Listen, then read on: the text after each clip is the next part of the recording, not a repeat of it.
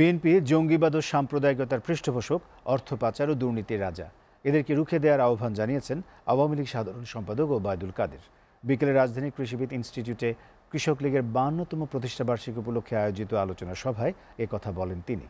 বিএনপিকে উদ্দেশ্য করে আওয়ামী লীগ সাধারণ সম্পাদক আরও বলেন, তারা নিজেরাই মহাবিপদে রয়েছে।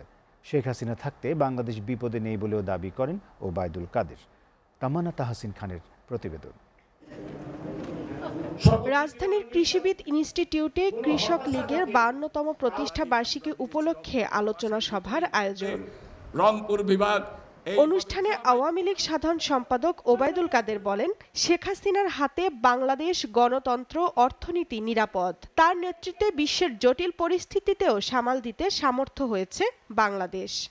নিজেরা বিপদে আছে, দেশকে বলে বিপদে আছে, বাংলাদেশ বিপদে নেই। শেখ হাসিনা যতক্ষণ আছে ইনশাআল্লাহ বাংলাদেশ তার। লিলি এলো face wash. Lily, always beautiful. যথাযথ উচ্চতায় অধিষ্ঠিত। সার্বিক অগ্রগতির পথে বিএনপি প্রধান অন্তরায় জানিয়ে তিনি বলেন, এদের প্রশ্রয় দেওয়া যাবে না। এরা সাম্প্রদায়িক শক্তির ঠিকানা, এরা জঙ্গিবাদের পৃষ্ঠপোষক,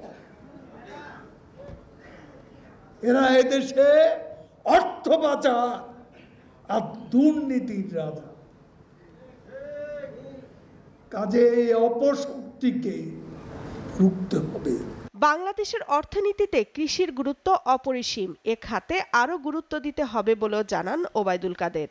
কৃষক লীগটাকে শহরের মধ্যে আটকে না রেখে গ্রামের দিকে নিয়ে যাওয়াই ভালো। তামান্না তাহসিন খান, এসএ টিভি, ঢাকা।